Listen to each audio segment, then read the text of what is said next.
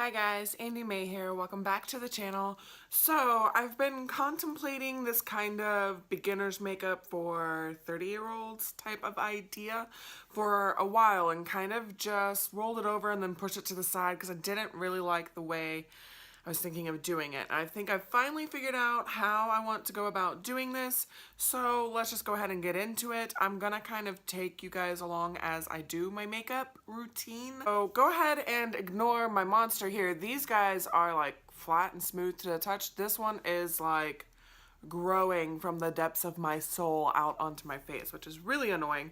But one of the first things you want to do whenever you're doing makeup, of course, is to wash your face. It kind of depends. It's your skin type, your skin preference, what type of wash you prefer, that kind of deal. But I do recommend starting with a nice fresh base.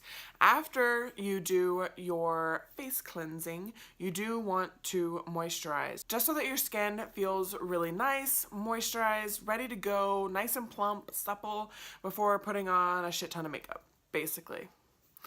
There are two ways that I like to moisturize before makeup, and it kind of depends on what my face is doing, because mine will be kind of like now where there's kind of intense dry areas where like old breakouts are dying down and scabbing up and what have you, and then sometimes it's just fine. It doesn't really need it. It feels really oily on my T-zone that day, and I just don't want to put a lot of moisturizer on. So for the days where I need the extra moisturizer, I do use the e.l.f. Daily Hydration Moisturizer. This is just a really nice kind of gel-like moisturizer that sinks in really fast to my face. I don't want like a nighttime moisturizer or one of those thick, heavy, lotiony ones. I don't want that. I want it to soak into my face. I want it not to take forever, basically. Like, if it's time to do my makeup, it's time to do my makeup, and I don't want to wait around forever. The other one, for days that I don't feel like I need as much moisture, but I still want to add something, I like the Mario Badescu sprays. This one is the aloe, cucumber, and green tea one. This is not my favorite. I prefer the rose water one, and I don't even like rose scent, to be honest. But this is a nice, like, quick spray on the face, let it dry down, start your makeup. This is what I use today, even though I have these drier areas, just because my T-zone feels extremely oily and I don't want to put anything super heavy on. Plus it's hot outside and I don't want my face to melt off. So we've kind of got through the prep steps. There's really only two. You want to wash your face, you want to moisturize your face. Now we're getting on to the actual base of your face, which is primer. A lot of people don't use primer. That's perfectly fine. If you don't want to use primer, don't use primer. But I do use primer. I like primer. I feel like it helps make my face extra moisturized. It kind of smooths everything down before my makeup goes on, and some of them do help with the longevity of your makeup. So there are essentially two different types of primers. You have your stereotypical pore-filling primer. For this one, I have the e.l.f. Poreless Face Primer. Another really popular one, well, this one's not really popular, I guess, but a really popular one is the Benefit Porefessional. It's just a good primer for filling in your pores and kind of smoothing everything over before putting on your makeup. So I do recommend this one. I like it. This is just the pore-filling one that I have currently. And then you have a moisturizing primer, which for me is the Hangover RX by Too Faced. I really like this one, and I love their spray too. But this one has more of that gel lotiony type feel. This is the primer that I'm going to use today. Sometimes I will kind of mixed primers too. I'll focus my pore filling one where my pores are an issue, and then kind of do a moisturizing one around the perimeter. Or the last two that I was working on was just a regular silicone type primer, which is more of a pore filling slip type feel. And I kind of focus that one on the perimeter of my face with the pore filling on the inside of my face. It's just kind of what type of issues are you having with your skin? Do you have pores? Do you need the smoothing? Do you not? Do you need moisture? Which way are you gonna go? And you just kind of go from there. Oh, and of course, before you start applying any makeup, make sure your hands are clean. But now I do kind of dab and drag with the pore filling ones just so I can kind of smear it across the base and then kind of help push it into my skin. And like I said, I really only do that around here because this is where the bigger pores are, where you can kind of see the divots. And then sometimes I will do it on my chin, but my chin's really dry right now, so I do want to focus the moisturizing primer out there. And this is just the little like baby size because I wasn't committed to a full size. This one hurts. I love the smell of this one too, by the way. And for the kind of perimeter of the face, I'm not trying to really smooth anything out. I'm not trying to fill any pores. So it's just kind of a smeared around, work it in the skin type of deal. Now we're to the really like complicated part of things. I feel like this is the most, so many ways that you can go with what you prefer to use as your foundation. First option that I really have is powder foundation. And with powder foundation, you can go two different ways with this. You can go with a nice pressed powder. This one's actually a baked powder, but you can go baked, pressed, whatever, a actual not loose powder. Or you can go with a loose powder. Now, I have the Bare Minerals matte loose powder. I like this one. This just doesn't shade match me right now, so I can't use it. And I like this one in the summer when I'm not wanting as much on my face, and I can just buff this into the skin like really well, kind of work it into every like crack and crevice, and it just kind of stays on, and I don't feel like my face is melting off as much with a powder. But of course, a pressed powder is a lot easier. It's solid. You can kind of dig your brush in there, and you still kind of work it the way you would a loose powder, but I really like these two. This one's e.l.f, the other one was Bare Minerals. Now you can go the powder foundation way, or you can actually go foundation way, and there's two different ways to go with the foundation as well. So first you have a more liquidy, not as full coverage. I say that, but a lot of people feel like Naked Skin was full coverage. I don't think so. I think it's like light to medium if you build it up. And I kind of have Wet n Wild. I feel like these two are very much one and the same. Like this is kind of the high end, this is kind of the low end. Obviously, I got this more in the winter, and this was more in the summer. But I have two different ones. They're kind of a lighter consistency. I will do it this way so you can kind of see. It'll kind of drip off of there. It doesn't stay, you know, solid. It's not really thick. And it tends to have a lighter to medium coverage with most of these. I do really like both of these and would actually repurchase both. But that's kind of one option with the liquid foundation. Or you can actually go with a thicker foundation. This one is the Tarte Amazonian Clay. This one is a full coverage. And then I have the Too Faced Born This Way, which is a medium to full coverage. So again, I got this one more in the winter, this one more in the summer. I need to really get a tan this coming summer so I can use some of my summer foundations. But these tend to be a thicker coverage. They can kind of cake up. It just kind of depends on what you're wanting to cover. Like I would normally go with a little more full coverage on this stuff, but I also tend to lean more full coverage in the winter when I can put that on and not worry about it melting off, because I live in Florida. It's freaking humid, and that's something that I have to kind of factor into my foundation wear and my skin type. It's all very personal. Like, I don't want to come on here and tell you exactly how you need to do your makeup, exactly how I do my makeup, and this is the way that you need to do it. I am in no way, shape, or form a makeup artist. I'm not a professional. I am simply a 31-year-old mom who is obsessed with makeup and likes to wear it. And I mean, I'm giving you all these options. This is all makeup from my own collection. I have powders for the days that I want to wear powders. I have full coverage for when I want to wear full coverage, and I have light to medium coverage when I want to wear light to medium. I've used tinted moisturizers, BB cream, CC creams. Like, I've used all of these, and these are just kind of the different options. You really do have to play with it and see what you like and what you prefer, what works with your skin, what works with your lifestyle. It's all very personal, but I just wanted to give the basics and tips, tricks, I guess, that I've kind of learned throughout the process. Now, I feel like also when it comes to your foundation, with a loose powder foundation, I do prefer a brush like this because it kind of like buffs everything into the skin really well. But for a liquid foundation, most prefer a sponge or a brush, and it tends to be a like flat top kabuki. I don't really have any of those. That's not the way I prefer to put on my makeup. I've never found a brush that wasn't like too dense or too loose or smeared my makeup or left streaks, and I don't prefer using a brush for my liquid foundation. I do prefer these for powder though, because it kind of buffs everything in, especially if I'm just wearing powder.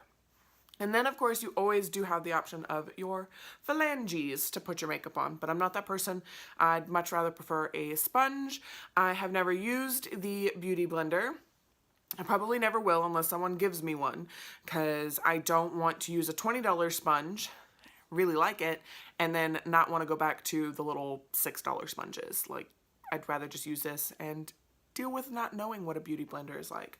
But a Beauty Blender has a more rounded edge for pouncing on. I do prefer the flatter edge to kind of push everything into the skin and blend it out. I do prefer a sponge. That's if I'm using full coverage or light coverage. It's just, this is what I prefer. And I do wash this every time before I wash my face. That's why it looks pretty clean. I've been using this one for a month or so now. These typically last me 2 to 3 months. Okay, so I am gonna go in with my Naked Skin. I just kind of put some on my finger and smear it on my face. This is going to be a little darker than what I would prefer for me, but I just don't want a thick, and you can dot it around and make it look pretty. It doesn't really matter. And for my sponge, I do like to just kind of bounce. I feel like I beat my face up when I do this because I'm not very soft. I'm not like, I'm like, on my face. But that's just preference. It's what you like, what you want. Now, I did go in for a kind of second coating, and I do put it along the bottom of my neck and dry down to avoid having a mask of makeup on my face. And because 9 times out of 10, my foundation doesn't completely match. I've never found the like 100% foundation match for me. Now, when I got this Naked Skin, it was like the perfect match for my skin, but I was a lot tanner when I got this one. So I do it to just kind of blend everything and it doesn't look weird, and it's still like, I don't look off. Now we kind of delve into the world of, do you powder your face afterwards? Do you do your concealer afterwards? Everything for this step also kind of is adjustable, because there's different ways that you can do concealers, there's different ways that you can do your powders afterwards. So we'll start with concealers. I have a couple options here. I do have the Pixie, this is the correction, the brightening peach color. This is to kind of combat the blue purple undertones under your eyes. I do like this one. I do put it on before I put on my foundation if I'm going to color correct. Now they have other color correctors. There's pink ones, yellow ones, purple ones. There's all sorts of different ones for all sorts of different things. This is the only one that I personally need and personally use. And I do think that color correctors kind of go before your foundation goes on. You also have an option of just concealing. I have the Tarte Shape Tape. I love this one. And it is a cream type of, a liquid type of concealer.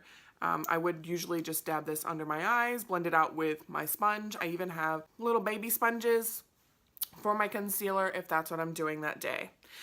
This is kind of a however you prefer. If you want to do it before your foundation, you want to do it after your foundation, whatever. But if you are going to use a liquid foundation, you do kind of want to do this and set it, if you need to set it, before powdering your whole face. That's just how I feel on that one. Of course, the other option is a loose concealer or a powdered concealer. I know that Crispy uses like a pressed concealer that she uses all the time. I like the Bare Minerals concealer. This one is in Bisque and it is a loose concealer. This one means I don't have to put it on before I powder my entire face. I can do it either which way. I tend to do it after I powder my face though. And for powdering your face, we kind of go back to several different options again. You can do a colored powder, like one of these. I have, again, the Laura Geller. This is the Baked Balance and Brighten Color Correcting Foundation. So this one is technically a foundation, but I will set my face with this, especially if I have a darker foundation on. This kind of helps lighten it up a little bit for me, because this is in Fair, which is more my shade tone. And then I also have, this is a thicker one, a more full coverage one, because this one is a foundation. Now I also have the Wet n Wild Goodbye Photo Flashback. What do they call this? It's a pressed powder. So this one isn't necessarily a foundation. You're not going to get a lot of coverage for it if you are trying to use it as a foundation. But this one's a nice thinner consistency and really great for setting your face. And this I have in neutral beige. But this also kind of helps bring back a darker foundation for me. Now you can go that route with a colored powder for after you've done your foundation, just to add a little more coverage, which is what I typically tend to do unless I'm wearing a more full coverage foundation, and then I don't really need that one. I just need to set some important areas. And you can do that with a translucent powder. You can do it with a pressed one like this Essence one that's actually pretty nice. They have a bunch of different ones that aren't, or companies have a bunch of different ones that are just this pressed translucent, and once you blend it in, it really isn't anything there, but you've kind of set that liquid on your face. And then I do have the it Cosmetics Bye Bye this is Bye Bye Pores, which is just a loose translucent powder that you can kind of press and powder everywhere. So you guys, it just busted. It just kind of depends on what your preferences are, what you need, if you're wanting more coverage, if you're just needing to set the foundation down. Some of them set pretty well and you only want to kind of powder your nose area, your chin, like where you get kind of oily. That's some people's preference. That's usually what I will tend to do if it is a thicker foundation, just to make sure that that stuff doesn't move. But for today, I am going to go into the Wet n Wild powder with a more fluffy, this is a powder brush by Echo Tools, and just kind of swirl it around because I'm not going full coverage or anything, obviously. I'm not that worried about it. And I just kind of work it around my face to slightly, softly buff it in, swirl it in, basically. If I was wanting more of a full coverage with my powder, I, again, would use that more densely packed brush to kind of press the powder into my face and buff it a little more. But that's not what we're going for today. And now I am going to do my concealer. I prefer a smaller, rounded off, dense brush like this. Now this one is a thicker one than like a regular eyeshadow brush. Like it's like more of a face detail brush. And that's just the one that I prefer to use in the concealer. I kind of tap in and I really only go in the hollow of my eye because that's where the darkness really is. And then I put the majority of the product there, kind of swirl it in, and then whatever's left over, I'll kind of go up towards my eyelid. So you can see this side looks a lot less colored than, say, this side. See all the discoloration? And my nose tends to stay red. So that's just something that, I don't know, on a daily basis, I don't worry about because it's just my nose. That's how my nose is, and my husband doesn't go to work with me and he likes me without makeup, so even if he did, I don't have to be flawless 24/7. You know what I mean? Now for pictures, if I was trying to like look nice and we were going to take family photos or something weird like that, then sure, I'd worry about my nose and I would conceal this guy. But for me, or like the redness that I have here, for me personally, it's not a big deal. I don't care if you see that. I don't care if it's there. My skin is normal. People go through this. That's just how I feel on it. And that is going to be everything for this video. I know it was so much information all balled up into one, but it's kind of just your base. The next video, I think I'm gonna do bronzer, contour, blush, highlight. So I get like the face finished. So give me a big thumbs up if you enjoyed this video. Subscribe if you'd like to see more or see the basics of the rest of the makeup. And I hope to see you in the next video. Bye guys.